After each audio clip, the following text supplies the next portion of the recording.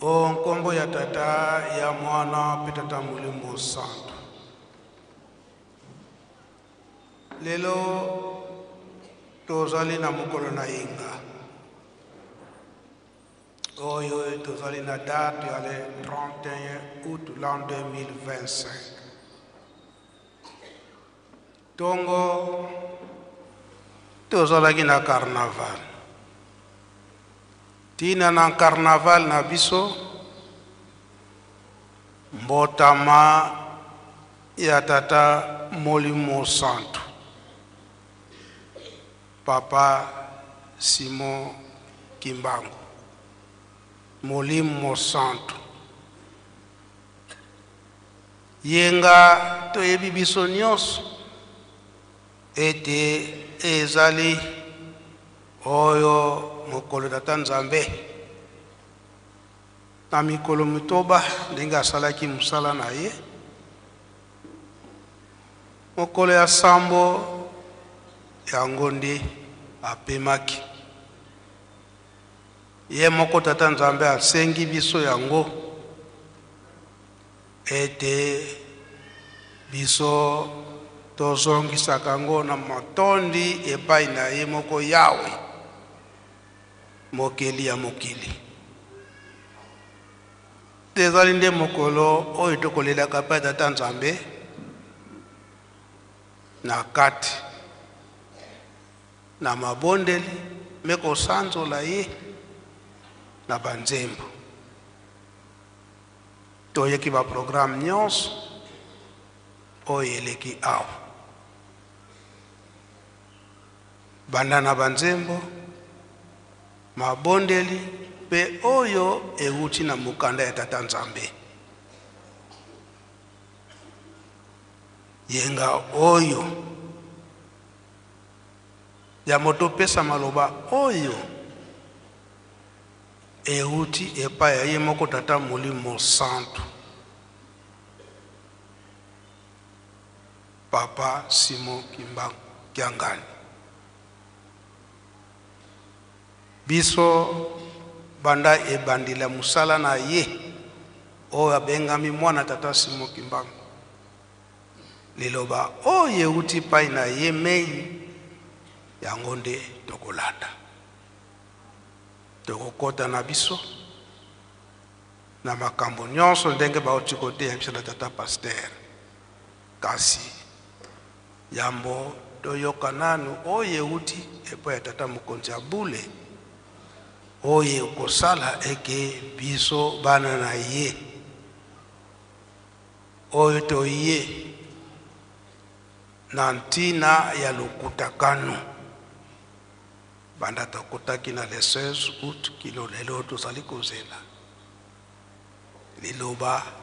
oyo tata Mokonzi Abule papa Simon Kimbangu Kiangani akopesa biso yango tosengi bandeko na biso na cabinet oyo abongisami kwete aleka awa apesa biso programme simande tokokota na matei na biso ya mokolo na lelo.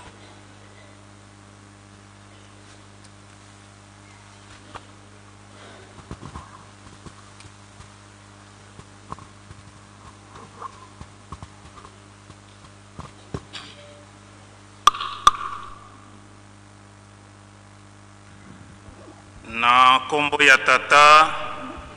ya mwana pe Molimo Santo. Papa merci pona maloba toye na lotomo ya bapapa pona ko annoncer officiellement début ya lokutakano oyo tata Mokonzi Abule sa divinité papa Simon Kimbangu Kiangani a convoqué awa na nkamba Yerusalemu ya sika. Programme ezali boye. Lobby lundi le 1er septembre 2025 nde bofongoli ya lokutakano epa ya tata Mokonzi Abule Mokonzi Lingomba papa Simon Kimbangu Kiangani. 8h ezali mise en place terminée. 8h kino na ba 8h to 9h15 nde entrée ya ba participants. 9h20 nde entrée ya ba membre ya commission. 9h30 entrée ya tata mokonzi ya Bule pe mokonzi ya Lingomba. Na bongo po ete to respecter l'heure nde na libondeli ya lobi lundi pe ya mardi prédication proprement dite ekozala te. Motei ya kotanga kaka psaume pe apese libondeli ya tata na biso azali na likolo pe toleki na baprogramme mosusu na lombango nyonso. Kuna libanda ntango tokobima nsima ya honneur ndenge papa Songi Nzila asalaka soki mokolo wana baprogramme ezali ebele nde biso nyonso tokotya ntsinsani kaka mbala moko na batata na bamama na sane biso nyonso mpona kopermettre baparticipant bakende komibongisa komela mwati mpona kozonga kokota na temple mpona Lukutakano. Disposition matérielle. Nsima ya honneur ya tata mokonzi ya Bule libanda ba président délégué des collèges, ba représentants provinciaux, ba directeur pe ba président généraux ya ba mouvement association service group ba koleka na cabinet pona ko retirer ba macaron pe ba mikandato farde na ba papier bic pona ko pesa na ba participants malamu ba formalité nyonso wana esela lelo de façon que lobby kokoso ezala te bobele baye bazali na macaron pe bazali na biloko totangi nde bakokota na surveillance ya ba service spécialisé ya Lingomba. Donc ba président généraux, ba directeur généraux ya ba mouvement association service group, ba président délégué des collèges exécutifs pe ba pasteurs provinciaux nsima ya honneur libanda nde bakoleka na cabinet mpona koretire biloko oyo totangi na bongo baliste pe salema de façon que bozala na facilité ya koremettre na baparticipant biloko oyo ekolakisa ete bango bazali na droit ya kokota na temple mpona Lukutakano. Nakanisi maye papa apesi biso mpona kolobe pa na biso banso yango wana. Donc effectivement, lobby lundi le 1er septembre 2025, Lukutakano ezali kofungwama pe ezali kobanda. Tokende komibongisa de façon que ngonga oyo ezala respecté na kombo ya tata mwana pe molimo santo. Amen.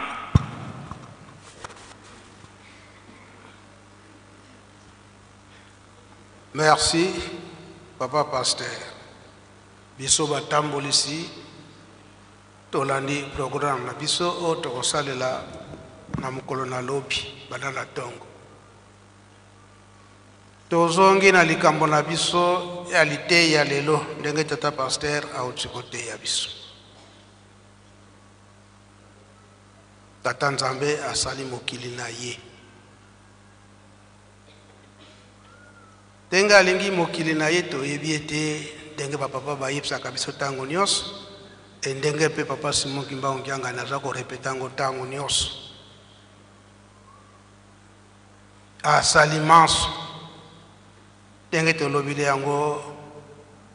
na mikolo mitoba nde manso ndenge asalaki yango atie mutu Adam yayaki liboso de Eve ayaki nde nsima. Kasi ndenge babebisaki bankoko na biso tata Nzambe lokola ye moko asalaki mokili na bunzoto eza mutu moko te ete asali musala na ye abimisi mutoki na ye musala kitoko aya kobebisa ekoki kozala te pe esalamaka te yango awa bakoko na biso babebisaki nde akaniselaki mokili tata Nzambe kotinda mwana na ye nkolo Yesu. Boyeyi ya nkolo Yesu elaka oyo ezalaki ete tata nzambe apesi elaka ata kompasi na Adamu na Eve kasi akotinda de mwana na ye po ete aya kolongola mpasi wana koyo Yesu aye kasi toyebi tata nzambe ndenge akopesaka mosala ndenge abungisili yango ekosala mabe ndenge wana emonanaki ete molimo mosantu ye nde mpe akoya kolo Yesu asakoli boyei ya tata molimo mosantu ndenge apesaki wana elaka na poso yindo mpe basakoli bamonanaki mamaki mpa vita aye kobima kosakola kombo ya papa Simon Kimbangu. Papa Simon Kimbangu oyo tozali kozela naissance na ye na le 12 septembre 1887 po ete aya kolongola mpasi ya moto mwindu kasi moyini lokola ye akanisaki ete Lucifer akosala mabe na génération ya molimo mosantu kasi na molimo mosantu emonani ete ye suka na ye ezali te ye nde akokata likambo kino mokili ekoya kobonga yango bapesi biso mokumba koloba ete tata Simon Kimbangu bamvoala misato bango nde bakosilisa mpasi na biso bango balobi ete po ete mpasi na biso wana ekoka kosila totonga Yerusalemi kasi moyini mpe akanisi na ye ete molimo mosantu akoka kolonga te nzembe ndenge abungisa yango tata nzambe yango kaka nde ekosalema yango emonanaki ete nsima tata molimo mosantu papa Simon Kimbangu ndenge alongaki mokili emonani ete esili mission na ye akoki yango te tokosala mabe ndenge esengeli yango bapapa balobaka ete mokolo wana le 12 octobre 1951 bayini basepelaki bamelaka masanga tolandaka manso ndenge bapapa balobaka yango kasi basutuka boye musala ebebi te eza kokontinue bamvoala misato bakontinue bamvoala misato basali musala na bango kasi oyini aza kozela kaka ete tango bango bakozala te biso tokobebisa ya koleka omoyini akobebisa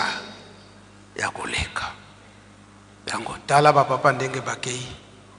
mukumba munene etikali na papa Simon Kimbangu Kyangani oyo papa Mfuma Mbanza alobaki ete moyini akoti kolia esika moko na biso na sani pe moko tozali kolela tala lelo oyo banda le 16 août l'an 2001 kino lelo oyo kasi moyini akanisaki ete mosala ekobeba si yango tala banda l'an 2001 kino lelo oyo mosala yango ezali kokende yango manso oyo ndenge tozali kolobela yango ndenge mateyi na biso papa pasteur atangi bachapitre ndenge atangeli biso nyonso oyo misala papa Simon Kimbangu Kyangani asali banda papa Mfuma Mbanza papa Dalunga na Kyangani azalaki na bomoi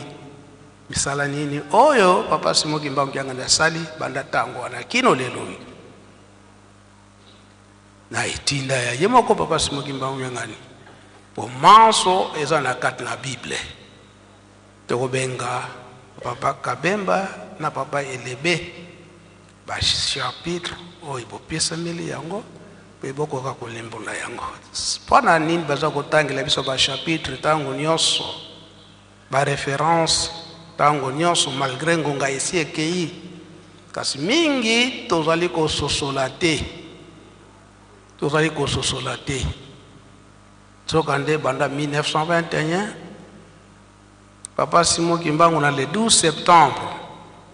1921 bokangami ye Bangkok o bazalaki pene batunaki muta muntu okei biso tokosala ndenge nini botala maso na mukanda na Tata Nzambe likambo nyonso ekoyela bino botali na mukanda na Tata Nzambe o basalelaki Tata Nzambe liboso ndenge nini basalelaki po ete bakoka kolonga ndenge nini pe basalelaki po ete bakoka kolimisa bango Nzambe akoka kolimisa bango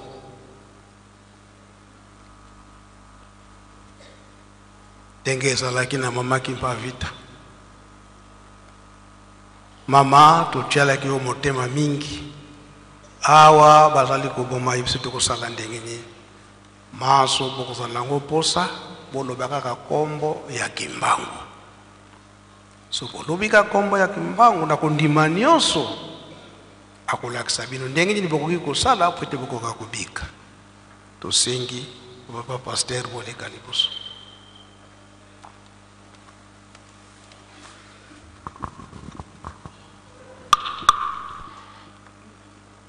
Merci Nkolo lokopesa biso maloba na komo na tata na mwana pe tata Molimo Santo tokotanga mokanda oyo tata Nkolo apesi pona mokolo balelo tokotanga mokanda ya Jean chapitre 14 verset 1 Yohani mokabu ya zomi na mine nzela moko kaka totangi yango na kombo na tata na mwana pe tata Molimo Santo. Yesu azali nzela oyo ekende ti epai ya tata bozala mitema likolo te bondima Nzambe bondima pe ngai na kombo na tata na mwana pe Limo Santo. Na kombo na tata na mwana pe tata Molimo Santo ndenge tolandi exhortation ya Nkolo apesi biso na mokolo malelo azali kotire attention na biso pe na mokanda totangi na ntina na confiance eloko ezali pasi epai na biso nde yango wana na mokili mpe soki balongoli yo confiance ezali likambo monene soko perdre confiance epai na boto kasi tata Molimo Santo alobi na biso tango nyonso alobaka na biso yango na français awa mpe na nzembo oyo apesa biso faites-moi confiance alingi koyebisa biso nini na ntina wana toyebi ete na kati na mokanda na Nzambe Nkolo Yesu alobaki ete Molimo Santo ntango akoya akotambwisa bino na solo akoyebisa bino mabomami ya likolo oyo ngai ekoto nayebisi bino yango te yango wana lelo tata soki azali koloba na biso faites-moi confiance eza likambo monene tata Nzambe asalaki mokili na ye ndenge tolandi na exhortation ya Nkolo asalaki mokili atie koko na biso Adam et Eve na kati na mokili lokola mozimbisi azali kaka na action akweyisaki bango tango bango bakwei perdre confiance na bango epai na Nzambe relation na Nzambe ezalaki lisusu te Nzambe apesaki mokili mokongo abosanaki penza mokili libela mais lokola ezali mosala ya maboko na ye Nkolo Yesu alobaki tata ngai nakende po te likambo ezwa nzela Nzambe azali kaka na confiance na Nkolo Yesu na mokili azali na confiance te parce que mokili ebebaki to mokili ebebisami yango na Nkolo Yesu ayaki ayaki kofela biso asali mosala emonani kasi mobulu esilaki te mobulu yango ekontinuaka na lelo lokola mobulu esilaki te Nkolo pe azalaki ba confiance na mokili te azaki pe na confiance na mutu oyo akotikela susu musala na mokili te ata tokotangaka yango toyebi me tomoni ke ndenge nini esali kosalama nkolo alwaki ete akei kosenga mosungi mosusu oyo akoya mpota kosala misala monene me mbala oyo molimo ntango akoya mosungi wana akotikala na bino libela mpote akokobundana ntina na likambo wana yango wana papa Siboki Mbangu ayaki ndenge tolandi ete le 12 awa tozali kozela kobotama na ye na lata nzoto ntango azalaki na molimo sika alata nzoto mpota kokotambusa biso mpota tikala na biso libela batata bamama confiance na molimo centre ekozala nde nini confiance ezali kondima la confiance avoir la foi à quelqu'un tant toza na kondima na nkolo toza kondima na tata nzambe de toza yango ezolakisa confiance na biso epai na ye alors tant tozali na comportement wana toza na kondima toza na confiance epai na tata yango nde esepelisaka nzambe mingi kondima tango tozali na kondima epai na ye ye akofungola motema akosalela biso makambo isi bakoleka akosala ya minene tango tobaka te même biso baparoissien soki tondimeli makambo ya kapita oyo eza liboso quand les chefs se sentent aimés ils réalisent les grandes choses mais soki mokonzi azali komona ke kondima ezali te bolingo ezali te moye mosala monene oyo aza nango na kati na makanisi na ye ekosalama ekozalaka te ntango tata molimo centre aza koloba biso tosala ye confiance azali kolakisa biso ete solosolo nzambe alingi biso mingi nzambe alingaka biso alingi biso mpe akolinga biso mikolo ekoya liboso oyo nyonso ye azali kobongisa oyo nyonso ye asalaka oyo nyonso ye akosala liboso ezali mpo epesa biso pasi te mais oyo nyonso ye abongisaka ezali mpo epesa biso esengo mpe emonisa biso ete solosolo tozali bana na ye Jérémie chapitre 29 verset 11 Jérémie 29 verset 11 abi nzambe asalaka projet oyo ekopesa pasi na bana na ye te alasalaka ba projet de bonheur mpo na biso tokokosepela atako toyebaka yango te toyana kaka programme lokola elobami akomi na esika na ndenge ayebeli alance sika boyi tokosala boyi awa tokomi na esika boyi biso kaka ndenge toyoki tosimbi totosi mpe tosaleli soki toza na confiance na nzambe tokozala gauche à droite te tokozala aliment tokomitika mobimba epai na ye donc ye asala posa na ye epai na biso mais biso tomisalela te po soki tobandi komisalela tozali kolekisa mayele na biso liboso elingi koba solo ete toza na confiance toza na kondima na mosala oyo ndenge ye azali kolakisa biso te loko tozali kosilisa na biso ngongo ezali te tozali kosala ndenge nini tolobelaki la fois passée oli tozongeli likambo oyo ntango nyonso mpo te tozala na confiance na nzambe tozala kondima na nzambe atindaka biso mabonde ntango nyonso ezala tata nkolo azwi liloba ezala ye moko tata molimo centre ebi na biso tozala makasi na mabonde tozwaka likambo na masano te tabobeli tozala makasi na mabonde donc secret ebomami kuna soki tozala makasi na mabondeli nde tokosala makambo minene nde tokopengwa na nzela oyo bazali kolakisa biso te tolandi papa lobi koloba kotanga bible batata bamama tozali kozongela likambo oyo esenge na biso tosala makasi je crois bien dans 1 Corinthiens chapitre 1 verset 26 soki na bosali te balobi nzambe amonaki lolenge nini akoki kobikisa bato te kaka na nzela ya prédication na nzela ya matei yango na papa Siboki Mbangu amonaki soki bino alakisi bino bana nde badetruisaki bango na ntango wana nde alapesaki biso bible mpo totangaka yango epesaka biso mayele 1 Timothée chapitre 3 verset 14 à 17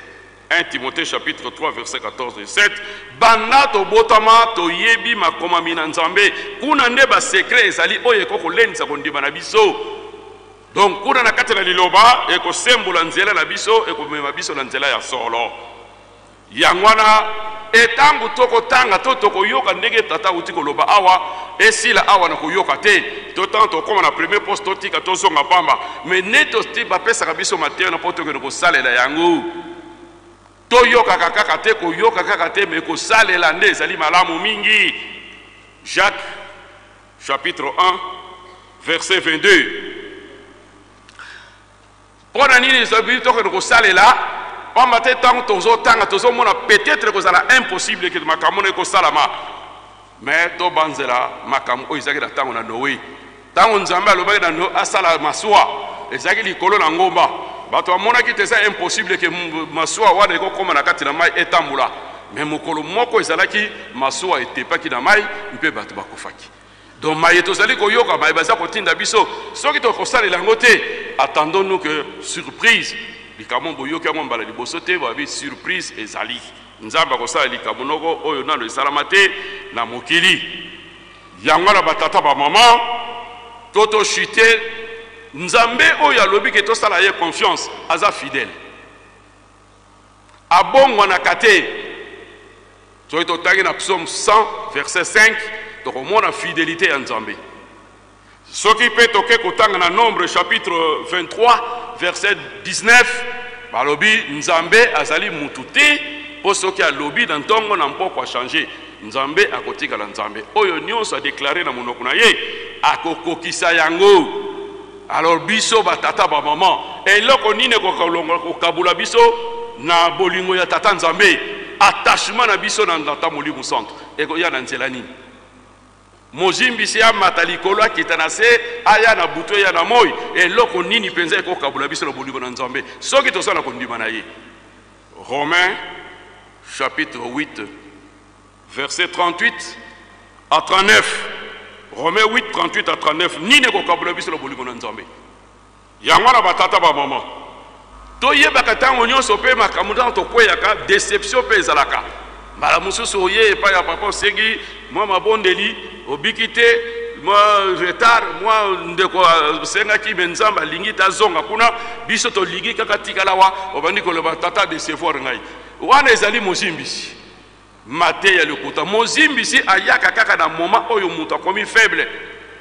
ntango otafaiblir mozimbisi apparaître ali kobimisa makambo na ye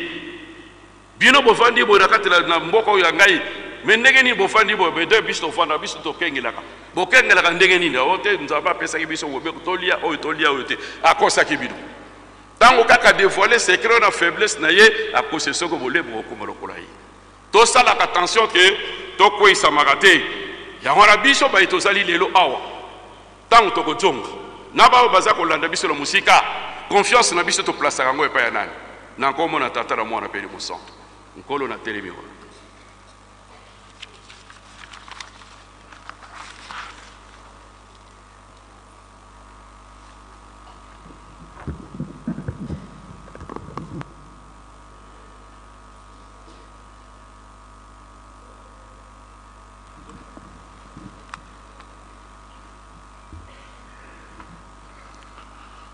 Na komona nzambe tata mwana tata Molimo Santo merci nkolo mpona maloba batata bamama bandeko lelo tozali le 31 août lobi nde tozali kokota le 1er septembre mais tolingi tosalela bino rappel historique. Le 29 août l'an 70, le 29 août l'an 70, les Romains, sous le commandement du général Titus, les soldats naïe, Jérusalem yakala et monaki di kamomoko ya somo monanakate, balabala nyonso tu ya Yerusalem nakala et tonaka na makila, massacre ya ndenge wana, les Romains sont cruels. Et puis, les Juifs mingi bakenaki epai na temple à Jérusalem, ce sont des païens bakokota na temple te. Malheureusement ce jour-là, 29 août, pour Santa août et aussi la lelo, on a tout ça les rappels ya histoire. Temple wana le soldat du général Titus batumba ki yango moto et bazali kokufa na kati ya temple bazali kolela it kapat c'est-à-dire nkembo na nzambe ezali lisusu na bisika oyo te. C'était la destruction du temple ya Jérusalem etikala kaka efelo na bileli bisika moke oyo ezalaki pauvre d'ailleurs bazalaki kotonga bisika wana nde lelo babekaka yango le mur de lamentation. Tout avait été rasé. Temple wana c'est Hérode le Grand moto asalaki agrandissement qui constituait la fierté d'Israël. Et bokanaki kolo Yesu alobaki bomoni temple oyo kotikala libanga likolo na libanga te nde alobaki bokonzi na nzambe kolongola makati na bino ekopesamela libota mosusu. Batata ba maman, histoire, il faut tolandaka yango avec le plus grand sérieux. Likambo wana yango na pe basakoli basakolaka kete temple kotongama ya Yerusalem ya sika. Yerusalem na sika ekoya evandelo na nzambe longo na batu. Apocalypse chapitre 21 verset banana verset 3 na verset 7 okoko kita même na verset 8. Evandelo na nzambe elongo na batu Yerusalem na sika ekotongama. Et puis epesabelaki pe elaka ete Yerusalem na sika wana ekozala na nkombo mosusu oyo nzambe ye moko pe akopesa yango. Tango tokomi na 1921 le 5 avril kolo Yesu mwana na nzambe yango na ndenge collègue pasteur alobi tango nkolo Yesu adi batisimo na ye na Jean-Baptiste nzambe abimisi mongongo alobi oyo azali mwana na ngai ya bolingo na atieli ye motema, celui-ci est mon fils bien-aimé en qui j'ai mis toute mon affection, pas partie mais toute mon affection. Mwana na ngai ya kondima donc nzambe akina confiance na mwana na ye po mwana na ye nde akoya kozongisa nde bondeko na tata nzambe kobikisa biso kokotisa biso na kati na bondeko basika batata ba maman nkolo Yesu alobi oye kozala Yerusalem ba prophète basakolaka yango nkolo Yesu aye kokokisa yango le 5 avril 1921. Yerusalem oyo temple kotongama déjà ne sangana patamo et komama Apocalypse 3 verset 12 temple kotongama et puis ezala Ézéchiel pour kopesaka ba chapitre mingi te basakolaki yango ete temple ekotongama lisusu wana ekufaki na pesi bino date historique. Temple oyo ekotongama depuis 1956 na manœuvre de Kimaza temple oyo emonanaki ete ezali kokita mpe yango oyo etongami papa batunaki tofongola ekita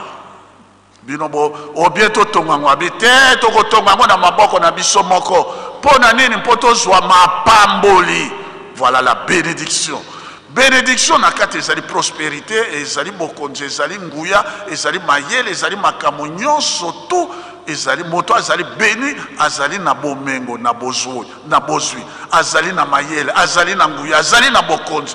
Bénédiction c'est tout oyo esengeli moto azwa manso tozali kotonga Yerusalem oyo po ete tozwa mapamboli bokonzi na likolo evanda kati na biso mpe libela temple eye kotongama. Toujours rappel historique pour être aussi malikama avec le plus grand sérieux. Na 1900 na rappelé bino na 1961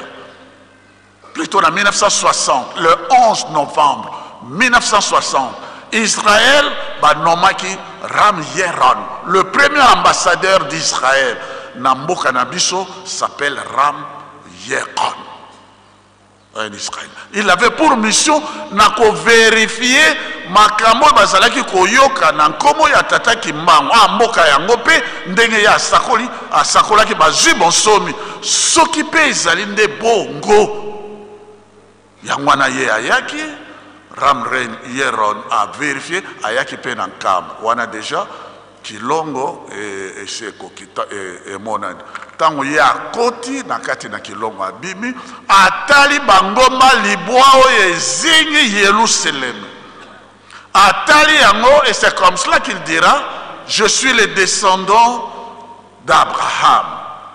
Et na kati na libota na Abraham ngande nazali na sengo pona komona esika oyo Yerusalem na sika ekotongama.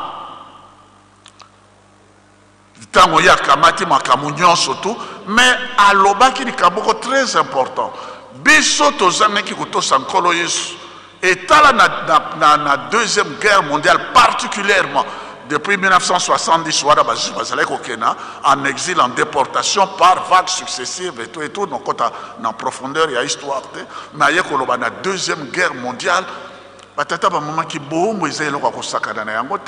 Hitler prenait les femmes juives, dans la chambre à gaz. Basuki nyon surtout il y a des femmes juives parce que matelas et les généraux d'Hitler dormaient sur le matelas fait des cheveux pardon il y a basia bas juifs sur lobby yango il s'arrêtait pour dire plus jamais ça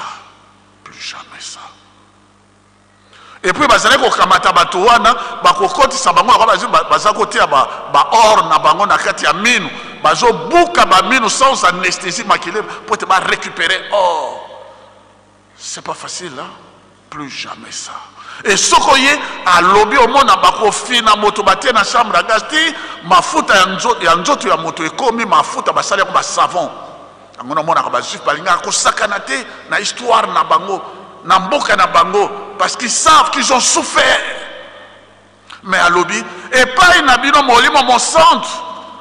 Le deuxième mystère, oh et pas une abino c'est là qui le loba, elle attaque nzoto. Mwana na nzambe mais pas ina bino molimo mopesi mayele mopesi nguya mopesi bokonzinyo surtout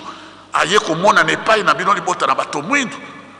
po boto wa bonsomi biso pe to kangola mina ntina na yango parce que Israël a joué indépendance na ye tango papa ki mbango abani mosala na ye yango na pe mingi bazalaki na kobo na doute na nkolo Yesu balobi bazalaki kotia elike ete Messi tango akoya kokangola bango batikaki biso sous toujours domination romaine. Mais nattango moli mon centre ye bango pe bazwi bosomi lokola biso pe bato mwindu alobi soko bino bonibeli tata ki mbango te bokomona pasi koleka biso bajuif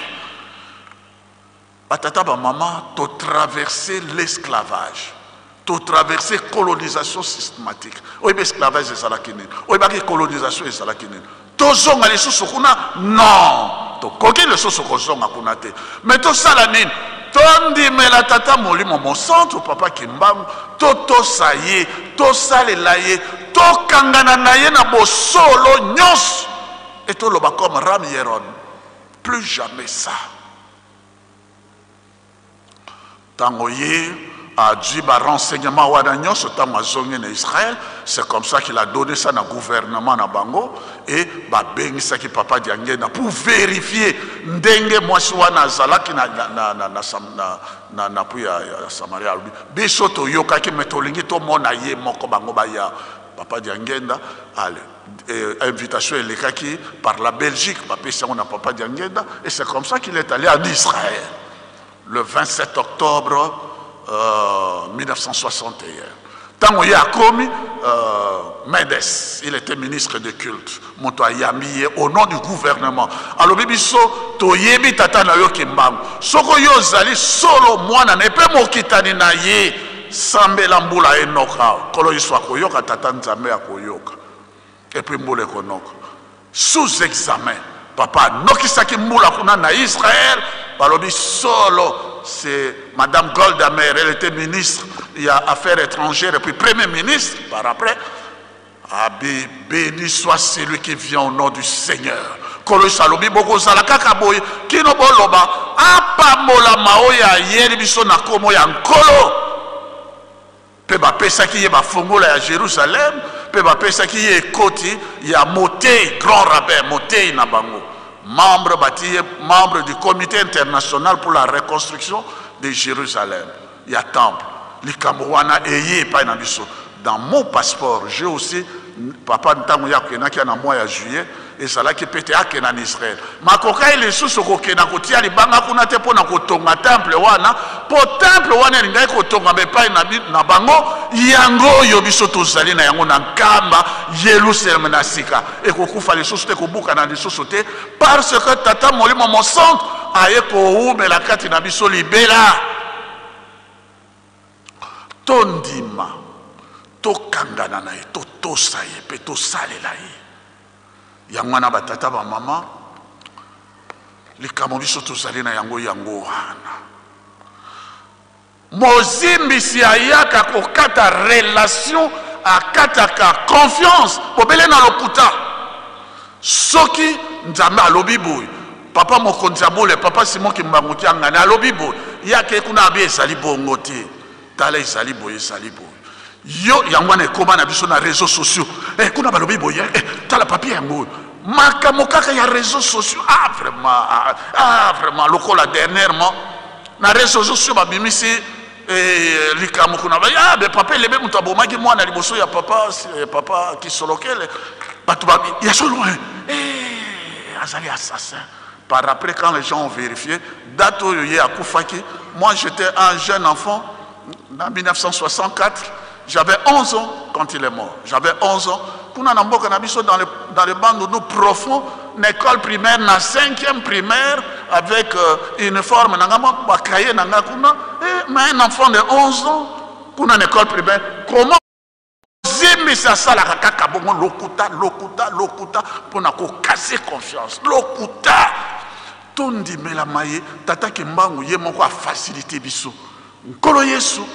alakisi biso alobi depuis maman Kimpa Vita etc. maman Kimpa Vita sakola ki po tant ezalité bo monde ndenge biso tozo kata maye tata mpesa ki biso eh bien nkolo Yesu alobi na tata Kimbangu omoni bato yonga natindaki bazali infidèle ngai nde naponi yo obatela bandimi na ngai oteya bango otambwisa bango osalisa bango obikisa bango mpe nkolo Yesu aye koloba likambo ya suka mpe ya makasi kotisa bango na mboka elaka liloba ya nkolo Yesu teya bango tamwisa bango salisa bango bekisa bango kotisa bango na mboka ya sika okokota mboka ya sika na nani soko na tata Kimbangu te batata ba mama tosala ke ba bisika biso tokomi yende akoteya yo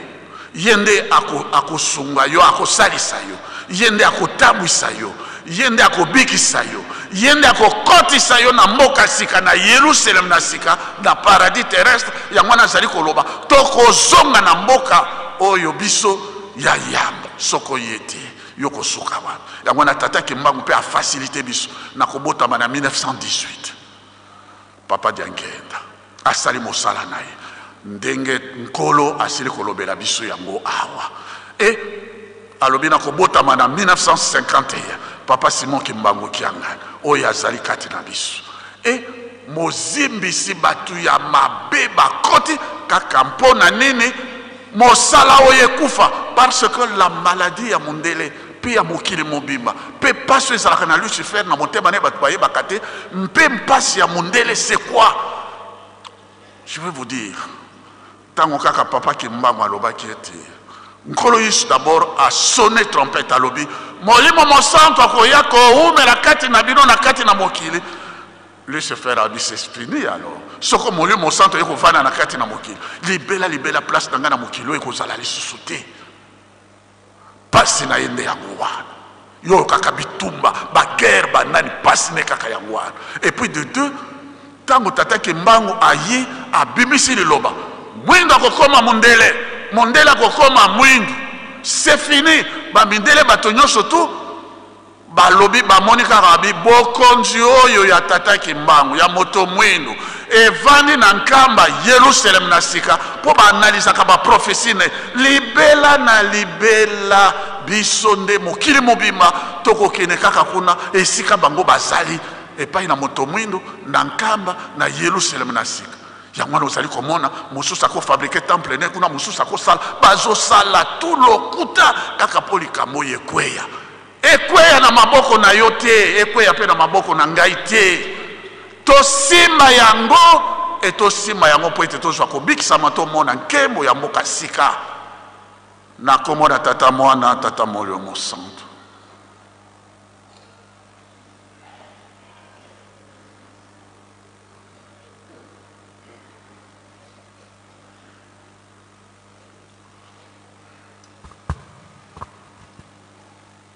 Merci, Patata Pasteur.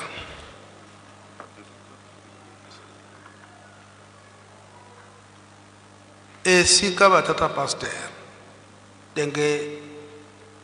bauti kotangela yango et que lobby le 29 août na mubuana ndingali kolobela yango était temple et Panzanaka. Nantina nini temple oyakale Panzanaka.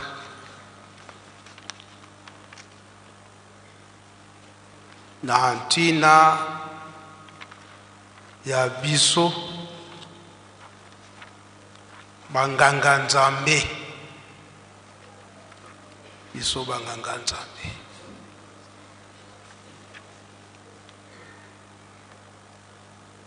Pamba te temple to ndako nzambe esika nde tokokendeke kobondela Tata Nzambe alimisa biso. Soki kanda ekoyaka na Tata Nzambe nantina nini na kozanga botosi acheli biso mibeko na tango wana tosite Tata Nzambe akosilikaka mpasi nde ekoyaka mingi. Mpasi wana ekoya na oyo batosi te, pamba te atie mibeko na ye.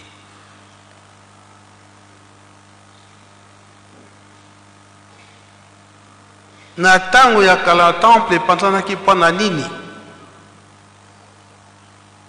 Po eyebanaki bango batosaki te elaka na Tata Nzambe ete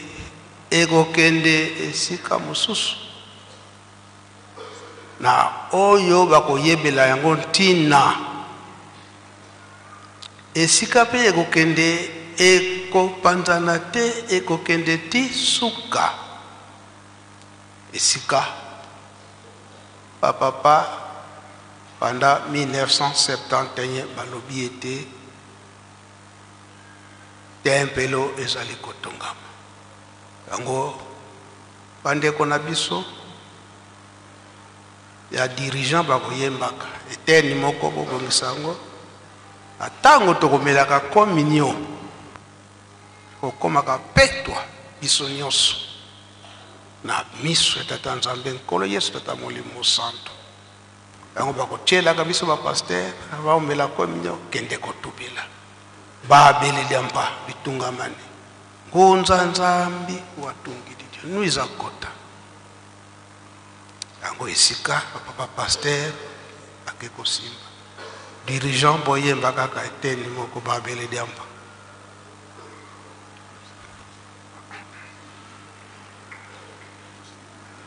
Kanda oyo Nkolo Yesu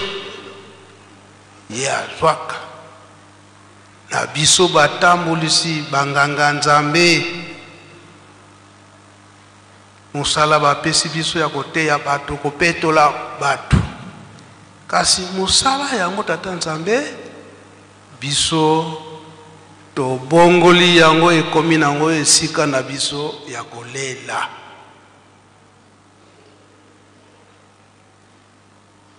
Ngomba ya Tata Molimo Santo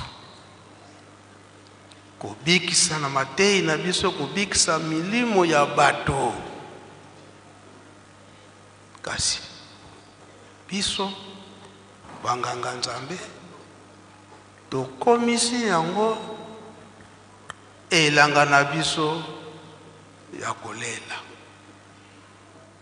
Ngonga esi ekei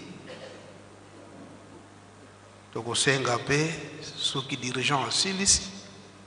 apaki kolo Yesu apanzaki banganga Nzambe kati na tempelo. Yesu azwabula zingunza zinganga za Nzambi. Yesu azwabula zinganga za Nzambi apaki bino batu boyembaka yango. Dirigeant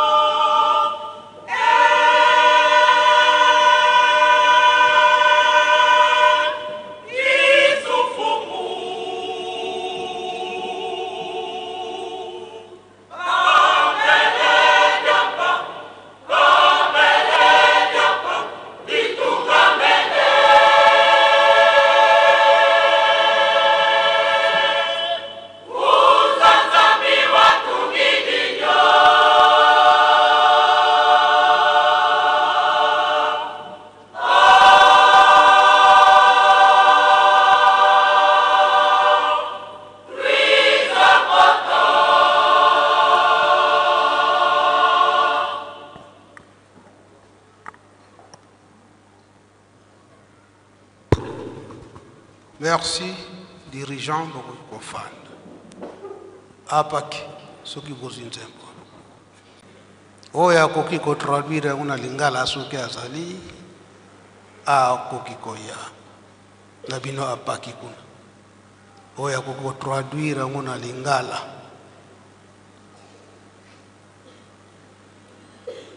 na gonga oyo tata Molimo Santu alobiete akopanza lisusu te kasinde kosangisa na ndenge ye moko baba diangenda alobelaki yango ete bongo na suka akopanza lisusu te kasi akokabola oyo akoyoka abiki oyo akoyoka te nde etumbu ya makasi nde ekoyela ye na ntembo yango lelo oyo tata Molimo Santu papa Simo Kimbangu Kiangani posa na ye ezali te ndenge aza kosangisa biso toyoka na mibeko oyo akopesa biso batambolisi yango babengi biso awa mibeko tolanda malako mibeko toye amoni ete tozali kotambola lisusu te ndenge batindaki biso.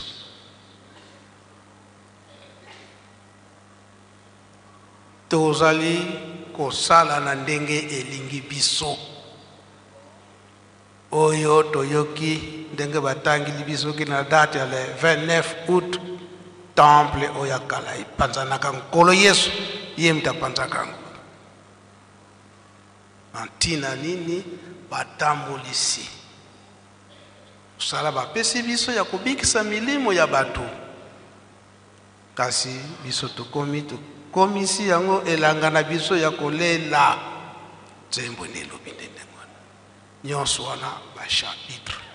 ezali tala kaka ndenge lelo lingomba ekomi ningi toza kopesa liboso eke elangana biso ya kolela Nzambe ye moko ayebi ndenge nini biso banganga Nzambe tekoki kobika na musuni ye moko ayebi ndenge nini tokoki kobikela na musuni kasi biso tokomisi yango na biso na ndenge na biso moko tobilesa tobosani likambo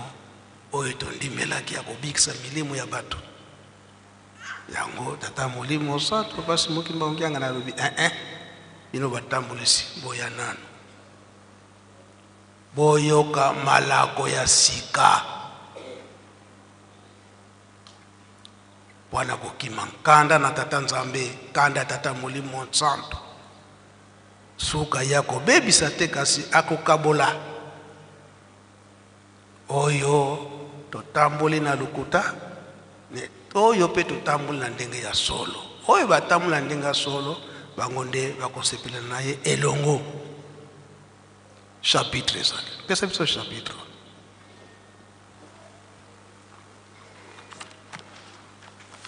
Merci Kolo na kozokisa biso liloba chapitre ezali Matthieu chapitre 21 verset 12 à 13 balobi boyi Matthieu 21 12 à 13 Yesu akoti na ndako ya Nzambe Yesu akoti na ndako ya Nzambe abengani bato nyonso oyo bazalaki koteka mpe kosomba biloko kuna abaloli bamesa ya bato bazalaki kochange mbongo na bakiti na ba oyo bazalaki koteka ba pigeon na sima alobi na bango ekomama boye ndako na ngai bakobenga yango ndako ya losambo kasi bino bokomisi yango esika ya bamiyibi bakutanaka. Il a profité de corriger chapitre on appelle ça qui na 1 Corinthiens chapitre 1 et ça verset 26 mais verset 21. 1 Corinthiens chapitre 1 verset 21 balobi pamba te mayele ya bomoto esalisaki bato te mpo bayeba Nzambe yango wana Nzambe alakisi mayele na ye azwi mokano ya kotinda basakoli bamemela bato sango oyo bango bamonaka lokola makambo ya bozoba asali bongo mpo abikisa baoyo bandimi yango na komona tata na mwana pe mo centre ndenge mokonzi alobi ezali mission oyo bapesi biso. Merci Kolo. Merci papa. Wewe nzembo tiyimbi na Kikongo huyu ulimbo la yangu papa nsimba ya press aibite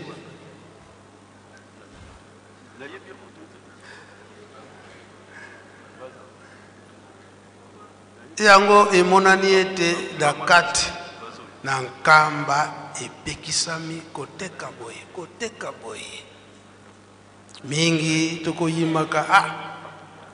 tolingi tosalisa bato ya nkamba kasi na kati ya Yerusalemi bakoki koteka biloko te kende koteka no na bakamp na kati ya mbanza oyo te na terre sainte te mpona tokoya kobongola yango tata Molimo Santo na ntango wana akoya kosilika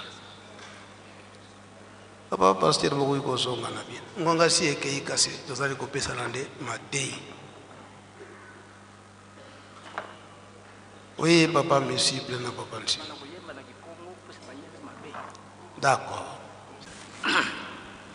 Isua monazingu dizanganga bafuata kese salukia sandi mwana Nzambi kazola boko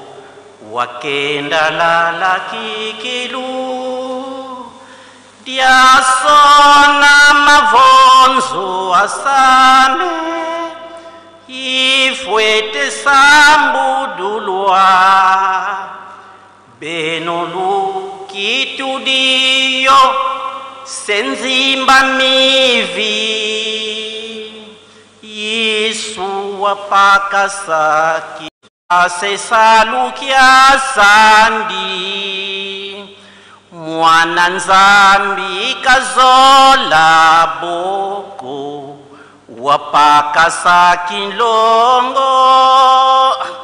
diasona mavonzo asame ifwete sambudulwa benolu kitudio senzimba mivi Yesu wapakasaki longo.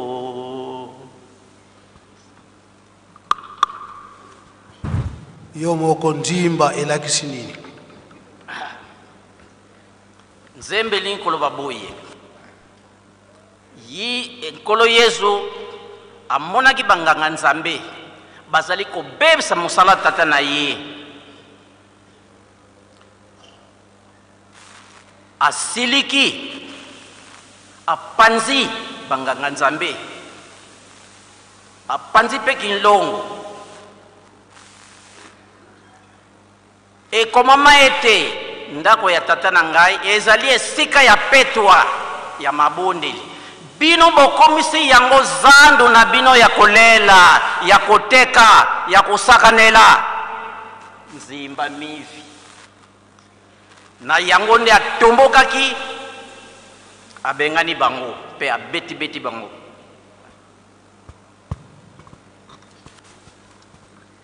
Je crois que tu comprendre na lingala papa misible ko zonga na yo ko zonga na bino pardon yango lelo yo tata Molimo Santo papa Simon Kimbangu Kiangali